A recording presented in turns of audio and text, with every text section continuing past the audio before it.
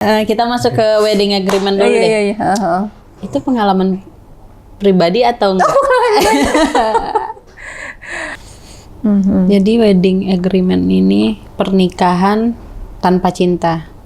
Iya. Benarkah pernikahan itu bisa tanpa cinta? Nih dari versi Mbak Mia. Pernikahan tanpa cinta.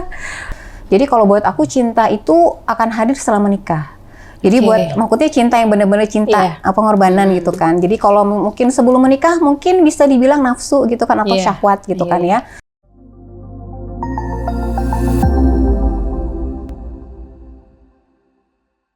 Halo, ketemu lagi di podcast Degerasi.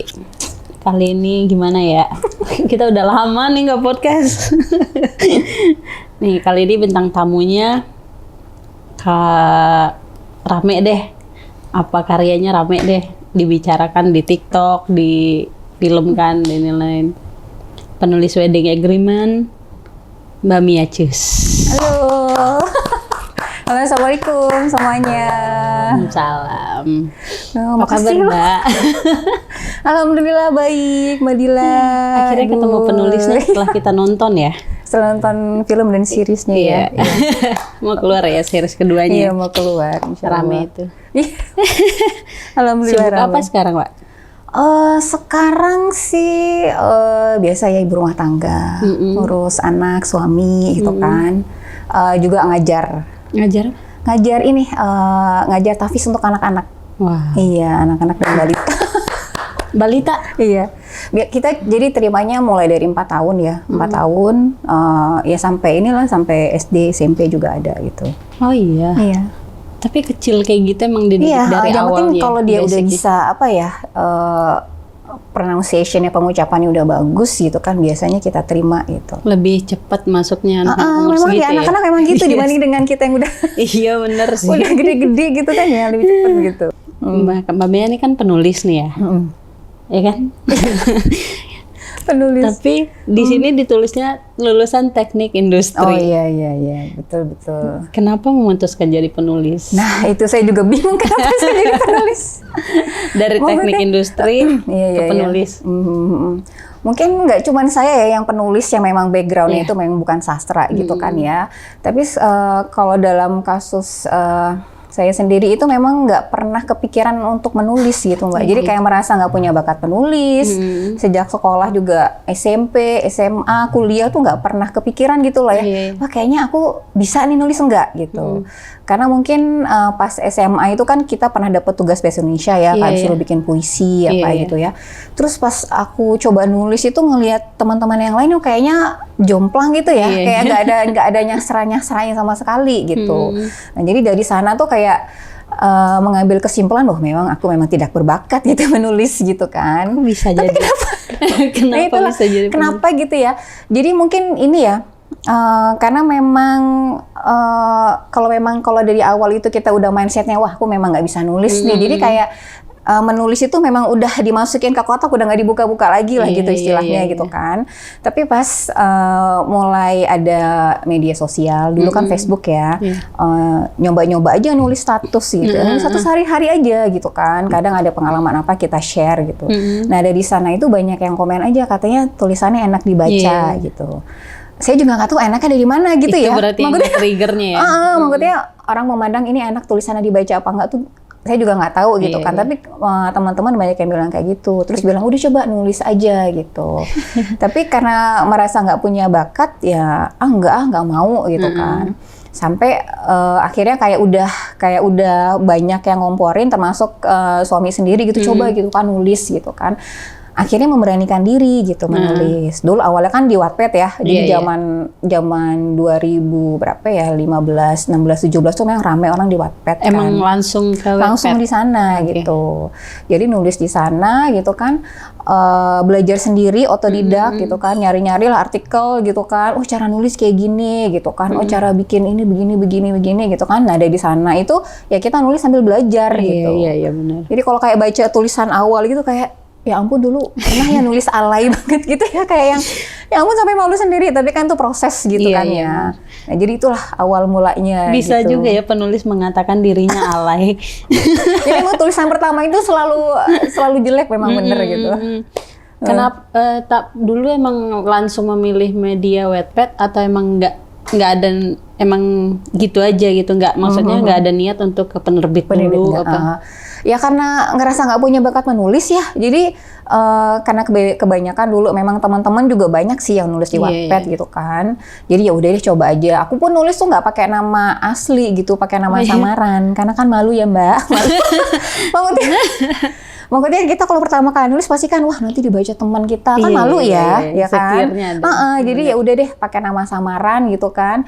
Jadi aku lupa ya, mungkin udah sampai berapa kali aku nulis gitu, aku baru berani share di Facebook awalnya. Jadi tulisan di Wattpad aku share di Facebook gitu kan. Karena ya memang itu kan maksudnya untuk lebih untuk branding gitu lah ya, bahwa kita tuh nulis loh gitu. Promosi kan. dikit gitu. Tapi rame awal-awal itu Alhamdulillah rame. penonton, pembacanya. Alhamdulillah, maksudnya ya sedikit demi sedikit gitulah. Jadi memang kalau kita rajin, sebenarnya kalau rajin nulis itu tuh tiap hari pasti kan orang kan main ya.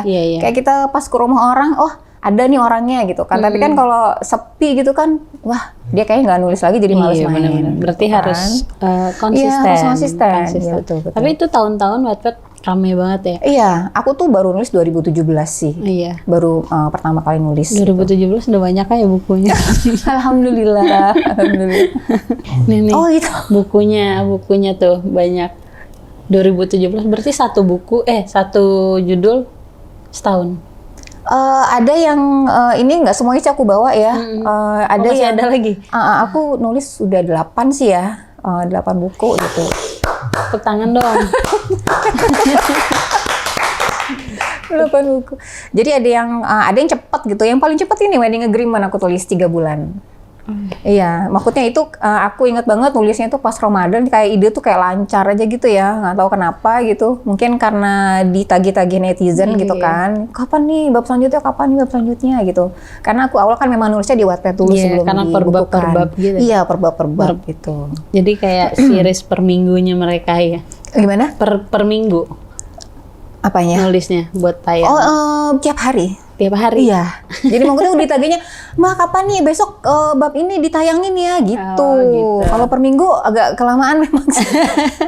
Emang cepet berarti mereka bacanya ya? Iya cepet. Ya kan kita nulisnya lama ya. Kadang nulisnya kita sejam 2 jam. Mereka kadang 10 menit udah 1 bab udah selesai gitu kan. Kita nulis aja yang lama. Keren. Pernah ngerasa stuck, capek nggak nulis? Oh iya. Itu kayaknya memang pasti pernah dialami semua penulis ya. Iya. Maksudnya udah yang pemula atau yang senior tuh pasti pernah kayak gitu kan. Kayak kalau awal-awal tuh masih semangat gitu kan. Cuman kayak pas udah misalkan kita kan nerbitin buku, terus kan promo gitu kan. Karena pas masa-masa promo tuh kita kayak fokus ke bukunya gitu, kadang belum lanjut lagi nulis gitu kan. Kayak tahun ini gitu kan, kayak tahun ini nih aku kan lagi menyelesaikan untuk yang wedding yang ketiga ini kan. Maksudnya nanti insya Allah berbarengan dengan seriesnya lah gitu kan tayangnya.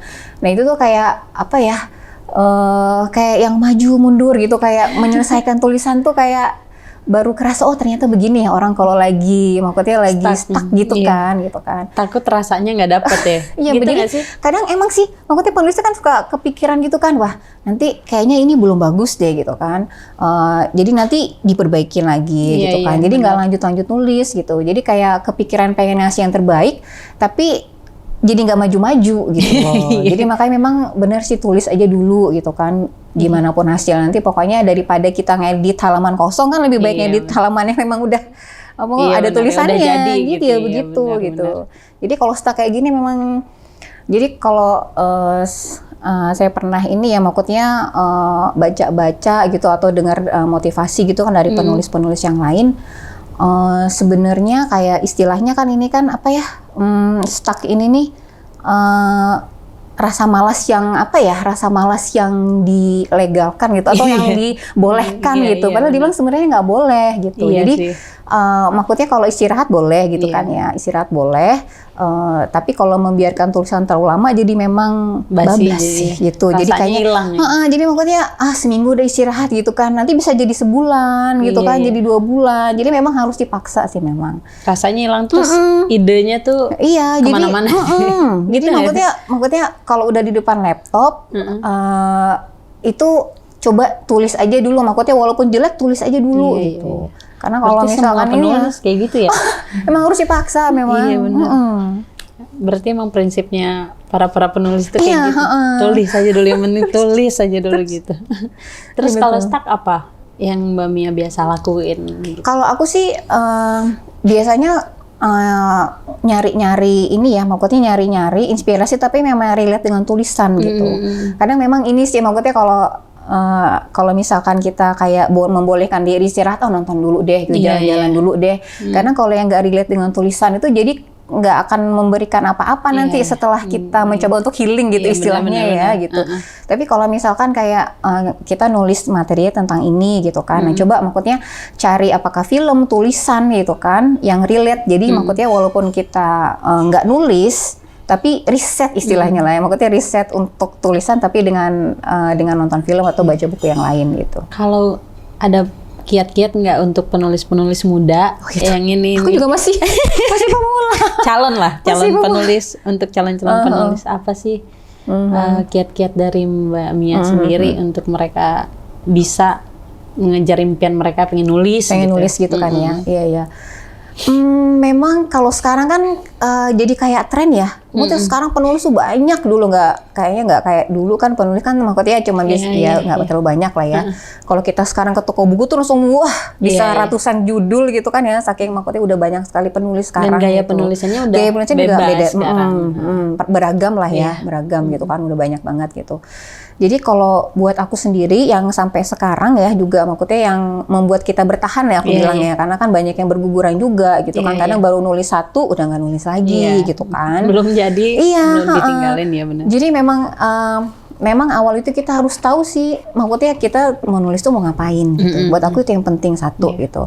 Karena kalau kita kayak ikut-ikutan aja gitu gitu kan, atau memang iseng aja gitu kan, atau kayak ngisi waktu luang aja, itu aku pikir kalau misalkan memang dalam perjalanannya niat itu jadi maksudnya nggak ketemu gitu kan, tujuan akhirnya mau ngapain itu bisa ya maksudnya bisa dipastikan lah nggak akan berlangsung lama gitu. Jadi aku sih yang aku selalu bilang gitu kan sama yang baru nulis, cari deh alasan kuat kenapa kamu pengen nulis gitu. Jadi maksudnya kalau udah ketemu itu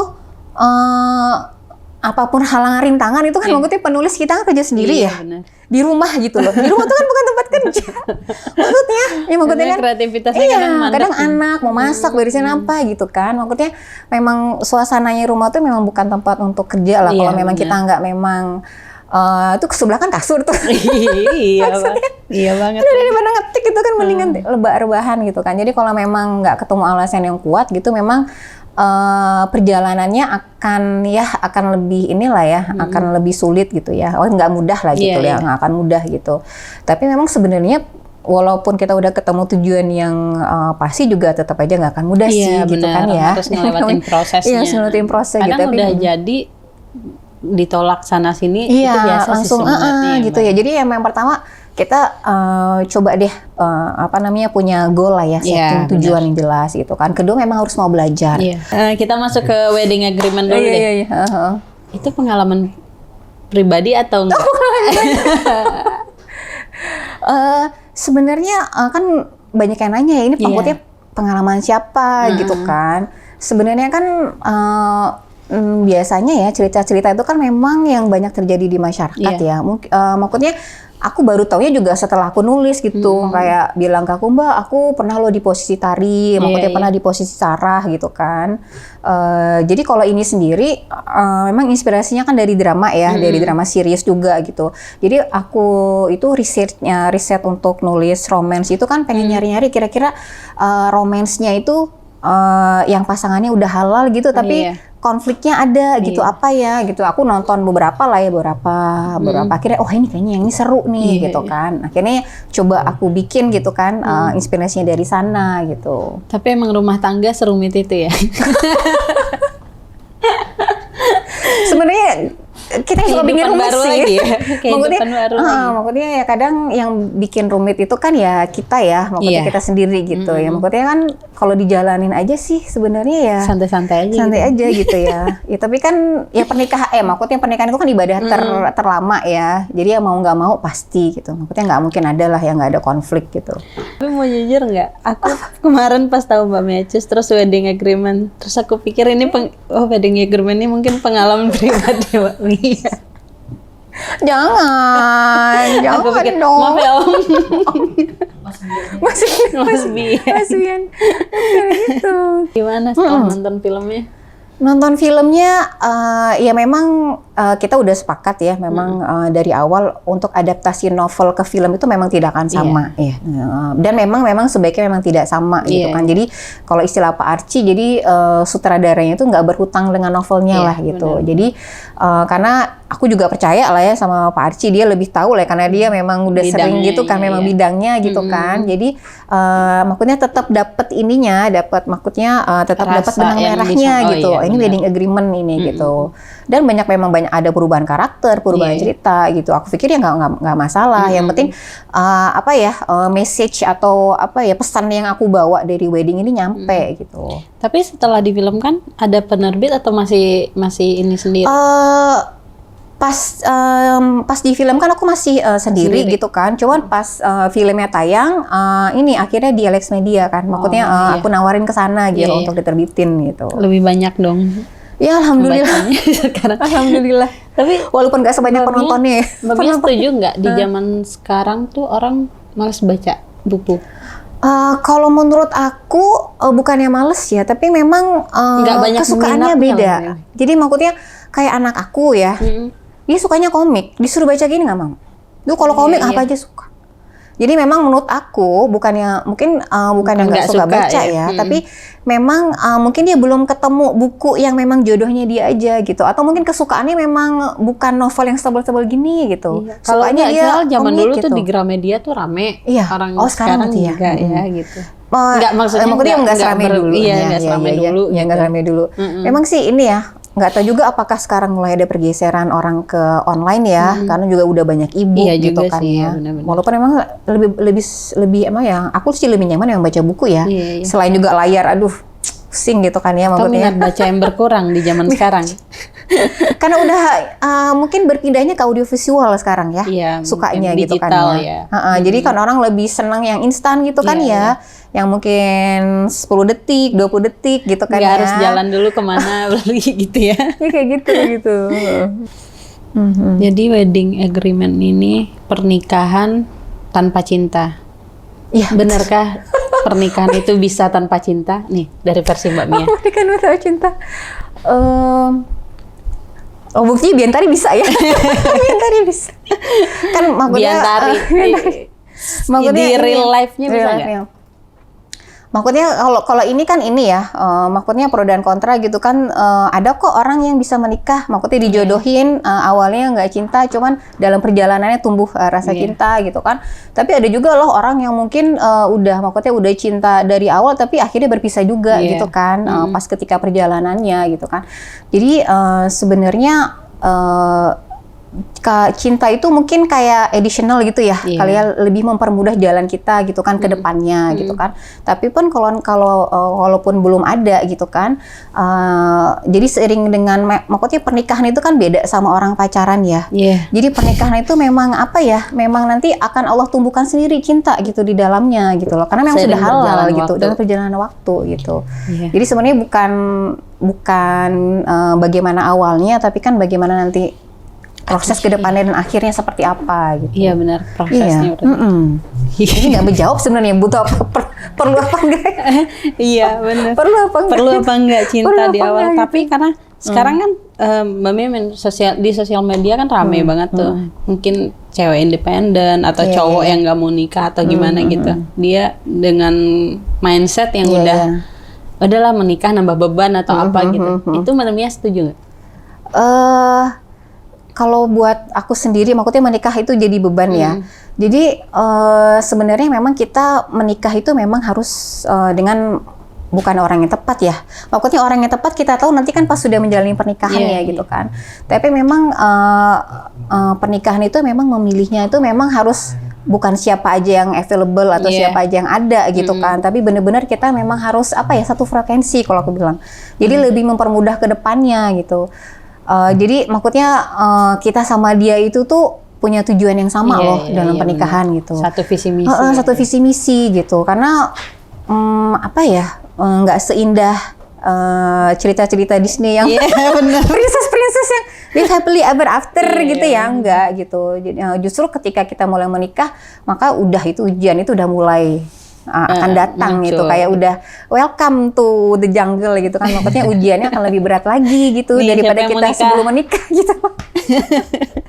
Tapi emang itu lebih baik secara mentalnya siap berarti. Iya memang, Kalau jadi maksudnya nggak ikut-ikutan juga temannya udah pada nikah semua misalkan gitu kan. Maksudnya kalau kayak aku pernah dengar motivasi dari Ustadz gitu, dia bilang kalau memang kita merasa belum ketemu dengan orang yang pas yang bisa memang mengantarkan kita kepada kebaikan setelah menikah, ya jangan dipaksa gitu loh. Temukan memang orang yang tepat gitu loh. Ya tentu kita nyarinya juga di tempat yang tepat. Kita juga sambil mempersiapkan diri juga gitu. Karena kan mungkin seiring orang kita memperbaiki diri mungkin gitu. Harus seperti yakin itu. aja ya. Harus yakin aja. Jadi di dalam pembuatan film series ini Mbak Mia ada keterlibatan nggak, mungkin referensi pemainnya atau referensi karakternya akan seperti apa gitu, ada nggak? Kalau referensi pemain paling aku ditanyain pendapatnya aja ya. Karena kan aku kan nggak ngerti ya sekarang aktor yang lagi hit siapa, yang aktingnya bagus siapa gitu kan. Maksudnya nggak ngerti sama sekali, buta lah gitu kan. Jadi pas dikasih ini Mbak Mia castingnya gitu kan. Aku ya percaya aja gitu loh gitu kan. Yang percaya lah sama ini casting directornya gitu, sama PH-nya gitu. Tapi kalau untuk skenario sendiri memang aku minta sama Pak Archie, boleh nggak aku kayak tim hore lah gitulah, ikut bantu-bantu gitu kan. Alhamdulillah boleh lah sama Pak Archie gitu kan. Jadi ya ikut juga nulis skenarionya gitu kan. Kalau untuk palingan untuk karakternya ada ya, karena tadi ada karakternya yang diubah juga gitu kan ya. Jadi palingan untuk karakter diantaranya memang dipertahankan gitu kan. Tapi kalau yang lain-lainnya sih aku ya terserah lah, kalau mau agak diubah-ubah sedikit nggak apa-apa gitu. Tapi kalau untuk biantaranya memang seperti itulah. Karena makanya dari awal di novel memang seperti itu. Iya, nanti kan orang lihat lah, kok Biannya kok begini jadinya gitu kan. Bian dan Tari yang diperankan Reval dan Indah gimana secara acting? Iya. Iya, gimana penilaian Mbak Mia dari seorang yang meng-create cerita ini gitu? Itu makanya aku Masya Allah bersyukur banget gitu ya. Yang meraninnya tuh Reval sama Indah gitu kan, itu mereka dapat banget gitu ya, dapat banget secara karakter, chemistry-nya juga dapat gitu kan. Bahkan yang nonton juga, wah Bian ini dapat juteknya tuh dapat banget gitu kan. Jadi cocok lah gitu, Indah pas bagus. gitu. Iya, maksudnya emang bagus actingnya. Emang bagus sih ya. Indah juga dapat banget itu kayak perempuan yang kan itu kan maksudnya gejolak hatinya gitu ya? Tapi nahan, tapi gimana gitu kan, kayak gitu. Bener. Cocok banget itu. Apa yang bikin amaze setelah nonton filmnya? Jadi maksudnya kalau untuk Wedding Agreement ini pas aku nonton gitu kan pertama ya, itu deg-degan sih. Maksudnya kita preview pertama ini udah jadi Mbak Mia filmnya gitu kan, preview pertama gitu kayak belum bisa menikmatin gitu karena kita masih kayak membandingkan novelnya sama filmnya gitu kan. Oh ternyata di sini berubah gitu. Terus kayak mikir, aduh kira-kira penonton suka nggak ya gitu kan. Gitu kan aku masih belum bisa nikmatin. Tapi pas sudah kedua kali, ketiga kali itu baru bisa, oh ternyata memang alhamdulillah filmnya Pak Archie memang ini ya. Dia kan memang udah lihai bikin komedi maksudnya. Jadi pas banget gitu loh antara dramanya, komedinya gitu kan. Jadi alhamdulillah gitu aku sendiri seneng banget gitu. Ya, berarti Bian dan Tari adalah pemain di Wedding Agreement yang Mbak Mia amaze gitu ya. Iya, maksudnya karena pas karakter banget. itu yang nggak boleh dirubah sama sekali sampai nanti yang ketiganya ya. Iya. Ketiga itu tunggu aja. Prosesnya. Iya, iya. Jangan sampai diprotes lah, mudah-mudahan. Kan selain Wedding Agreement ada ini nih. Benarkah cinta selalu ditakdirkan untuk menunggu? Wah. Maminya gimana? Nanya sama penulisnya. Ini penulis ya. Bener nggak cinta? Iya nggak sih, Mbak? Mbak Mia percaya nggak? Ini nih, Mbak Mia percaya nggak di sosial media tuh banyak kita tuh jatuh cinta cuma 3 kali. Oh gitu. Percaya nggak? Ya. Pertama pas kapan tuh? Cinta monyet. Yang kedua cinta saat dewasa awal. Yang ketiga sama pilihan terakhir. Oh, ketika sudah menikah gitu kan ya. Kalau buat aku sih ya, maksudnya mungkin itu bukan cinta ya, maksudnya kayak suka-sukaan aja gitu. Jadi kalau buat aku, kalau cinta itu kan identik dengan pengorbanan ya. Jadi maksudnya kayak kenapa ketika, kalau untuk aku sendiri gitu, memang ketika menikah itu kan kata orang cinta itu buta ya. Jadi kalau ketika kita memilih pasangan gitu kan, kan perempuan kan lebih main perasaannya ya. Jadi kalau sudah kayak ditutupi oleh cinta, jadi nggak objektif lagi gitu kan. Makanya kadang-kadang ada yang itulah ya, ada yang mungkin keliru gitu kan ketika memilih pasangannya gitu. Jadi kalau buat aku cinta itu akan hadir setelah menikah. Jadi buat maksudnya cinta yang benar-benar cinta pengorbanan gitu kan. Jadi kalau mungkin sebelum menikah mungkin bisa dibilang nafsu gitu kan atau syahwat gitu kan ya. Karena ada maunya gitu kan ya biasanya ya gitu. Ini biasanya walaupun mungkin maksudnya nggak bisa generalisasi semua gitu kan, tapi kalau yang aku tahu seperti itu gitu. Jadi cinta itu yang nanti hadirnya itu setelah kita menikah, kenal pasangan kita seperti apa gitu, baru kita bisa memang berkorban gitu loh untuk dia gitu loh. Tuh, yang masih pacaran kalau patah hati jangan dalam-dalam banget. Iya, maksud aku ketika kita maksudnya sudah kayak apa ya, mencurahkan semua kayaknya cinta kita sebelum waktunya, itu kita jadi ya sakit sendiri gitu kan. Jadi bukannya berarti, kan ada yang bilang kalau terbangnya nggak tinggi, nggak bisa ngelihat gitu indahnya di bawah gitu. Bener. Tapi jatuhnya sakit gitu. Iya benar. Iya, kan ada yang bilang gitu gitu kan. Tapi kalau buat aku nanti gitu, maksudnya jangan dicurahkan semuanya dulu gitu. Mungkin kita kan kalau misalkan suka sama lawan jenis kan wajar ya gitu kan ya. Tapi secukupnya aja gitu loh. Nanti gitu loh, ada kok masanya gitu loh. Caranya belajar untuk sayang sama diri dulu. Iya betul sih. Biar tahu porsi untuk sayang sama orang. Begitu cinta dari versi Mbak Mia. Jadi kenapa Mbak Mia spesialis menulis romance? Oh kenapa? Dan jago nulis romance karena dia percaya cinta itu setelah menikah. Oh gitu ya? Iya benar. Jadi romantisnya memang dia ngejalanin gitu. Emang itu yang dia jalankan gitu. Jadi buat yang nggak percaya cinta, bacalah buku-buku Mbak Mia. Kan cinta itu ada ya, bahwa ya cinta itu ada. Ada lah Mbak. Iya emang. Tapi banyak yang trauma. Iya betul. Kalau ya maksudnya pendapat Mbak Mia dengan trauma percintaan? Ini terus baca novel. Baca novel. Nggak, sebenarnya gini ya, maksudnya yang namanya maksudnya trauma tiap orang kan beda-beda lah ya. Benar. Maksudnya beda-beda gitu. Kadang lukanya gitu kita nggak tahu sedalam apa lukanya gitu kan. Apakah bisa mungkin sembuh dalam waktu yang yang dekat, yang jauh gitu kan, atau memang dia sama sekali tidak bisa menyembuhkan lukanya, tapi dia masih bisa lah gitu ya menjalani menjalani hari-harinya gitu atau berdamai gitu kan. Nah, buat aku memang kalau untuk trauma dengan cinta itu tergantung kitanya sih ya. Kita mau misalkan apakah kita mau terus bergulat dengan trauma itu gitu kan, atau mau move on gitu kan, kita coba untuk menyembuhkan gitu kan. Karena kan sebenarnya waktu kan tidak bisa ya menyembuhkan luka. Memang kita harus kayak luka fisik lah ya, harus dirawat gitu kan ya, dikasih obat merah dulu ya, kemudian dikasih perban gitu kan. Memang dirawat gitu lukanya gitu. Kalau buat aku sih insya Allah bisa gitu kan. Jadi memang ketika maksudnya di salah satu novelku juga aku kan cerita tentang mungkin ya trauma masa lalu gitu kan, gimana proses dia untuk menyembuhkan luka hatinya itu gitu kan. Sebenarnya kalau kita mau, buat aku sih yang pertama menerima gitu kan. Bener maksudnya menerima luka masa lalu gitu kan.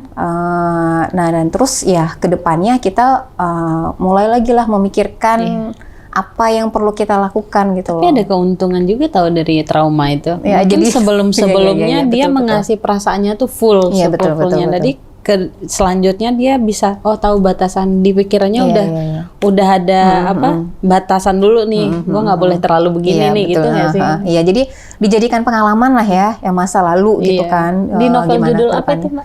Yang Cinta Anandita. Itu dia, itu yang paling bawah. Nih, nah kalau mau cari masalah siapa yang sering pernah terluka dan masih ada trauma, masih ada trauma, baca. Gimana cara menyembuhkan gitu?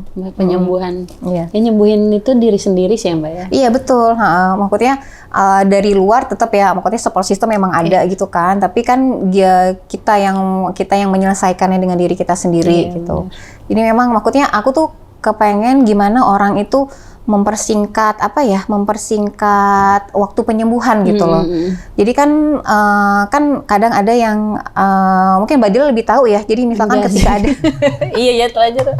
Kan ada denial dulu persepsi gitu ya. Kita beda-beda. Pertama kan orang kan kalau ketika terjadi sesuatu yang tidak sesuai dengan harapannya kan denial dulu gitu kan. Terus dia mungkin marah gitu kan, baru nanti baru introspeksi diri gitu kan, baru nanti move on gitu kan. Tapi buat aku ketika kita sudah menerima gitu kan ya, maksudnya kalau buat aku yang namanya takdir ya, itu pasti selalu baik gitu loh.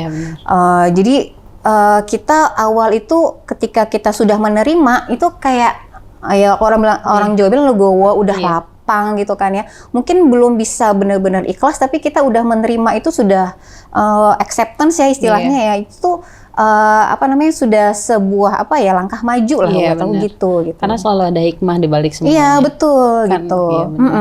Seperti itu. Ya, begitulah cinta. Deritanya tiada tara. Ya, tapi benar, mungkin benar ya. Cinta versinya Mbak Mia banyak diceritain di novel-novel ini tentang cinta dan ada trauma masa lalunya juga nih. Tuh. Jadi cinta harus menunggu nggak? Cinta harus menunggu atau harus dijemput mungkin ya? Mungkin karena harus dijemput kali. Persepsinya Mbak Mia tadi cinta itu adanya setelah menikah. Iya betul. Jadi kalau sebelumnya mungkin obsesi, mungkin nafsu atau apa gitu. Mungkin belum kenal cinta yang sebenarnya gitu. Cuman sayangnya banyak kita yang kepleset jatuh cinta yang lebih dalamnya di sebelum menikah gitu. Harusnya ada sekolah pemahaman cinta nih sebelum remaja-remaja itu terlanjur jatuh cinta. Ya karena maksudnya kita nggak bisa pungkiri bahwa dari luar itu kan banyak sekali ini ya, maksudnya kayak film atau bacaan atau apa yang kayaknya bikin para remaja sekarang itu kayak pengen menikmati, rasanya jatuh cinta tuh gini, ternyata asik loh, maksudnya kayak yang senang-senangnya aja gitu loh. Jadi kayaknya pengen merasakan hal yang itu, hal yang sama gitu. Padahal hidup itu di dunia nyata. Quote yang Mbak Mia, yang inspirasi dari Mbak Mia deh. Quote of the day. Kalau buat aku sebagai manusia ya gitu kan, sebaik-baik manusia itu yang bisa bermanfaat bagi orang lain. Kalau buat aku seperti itu ya, maksudnya walaupun manfaatnya mungkin nggak harus mungkin mengubah dunia gitu ya, maksudnya. Yang pertama ketika dia bisa mungkin mengubah dirinya gitu kan, menjadi lebih baik bagi orang lain gitu kan ya, kayak kita nggak ngomongin orang gitu, nggak menyakiti orang dengan lisan kita, itu sebenarnya kita udah melakukan manfaat loh gitu kan ya, kayak jadi buat aku sih sekecil manfaat yang bisa kita berikan itu berikan gitu. Kalau bisanya baru mungkin 1 kasih 1, udah bisa 10 kasih 10 gitu loh. Apalagi kalau bisa ya kasih 100 gitu kan, kita kasih 100. Mumpung Mbak Mia penulis, aku minta satu lagi quote tentang orang yang udah banyak lukanya dengan cinta dan udah nggak percaya cinta, gimana? Kalau buat aku sendiri ya, maksudnya novel-novelku ya, kebanyakan ketika sedang bermasalah gitu kan dengan cinta, itu selalu aku kembalikan kepada pemilik cinta itu sendiri gitu kan, kepada Allah gitu. Jadi nggak akan pernah kita kekurangan cinta gitu. Jadi kalaupun kita ada persoalan apapun gitu kan, biasanya kan cinta kan berkaitan dengan hati ya. Ketika hati sedang bermasalah gitu kan, ya memang jalan yang harus kita yang tempuh pertama gitu kan, itu memang harus ngadunya itu mintanya ya ke pemilik cinta itu sendiri gitu kan, yang maha pemilik cinta gitu. Yang ngadunya memang harusnya ke Allah gitu. Mau kita mungkin ada yang putus cinta, ada yang bermasalah dengan rumah tangganya gitu kan, ngadunya itu pertama kali memang kepada Allah gitu. Mungkin nanti kita mungkin punya teman ngobrol gitu kan ya, tapi kan biasanya kalau teman ngobrol bestie kita kan ngebelain kita terus dong gitu kan, emang gitu kan, maksudnya kadang nggak objektif gitu kan. Benar. Tapi ketenangan itu akan didapat kok kalau kita ngadunya itu ke Allah gitu. Jadi kalau ada persoalan ya dengan cinta gitu kan atau apapun, ada trauma masa lalu, ya ngadunya ke Allah dulu. Gitu. Insya Allah bisa lebih tenang gitu hati. Hati-hati dengan main hati. Iya betul. Karena itu bisa bikin mati. Oh gitu. Wah ini kuat kuat lagi. Jangan lupa beli buku-bukunya Mbak Mia, romance. Nih jangan lupa ditonton juga filmnya. Bisa ada websitenya di miacus.com. Langsung miacus.com. Kalau mau lihat karya-karyanya Mbak Mia. Ya, oke. Belinya di toko buku. Iya, di hubungin aja websitenya di miacus.com. Iya. Oke, Mbak Mia terima kasih banyak informasinya. Semoga makin sukses, bukunya makin banyak, lancar nulis wedding agreement selanjutnya. Amin. Mudah-mudahan cepat selesai gitu kan ya tulisannya yang ketiganya. Iya. Terima kasih Mbak Mia, anak-anak generasi juga makasih buat Mbak Mia. Dadah, assalamualaikum.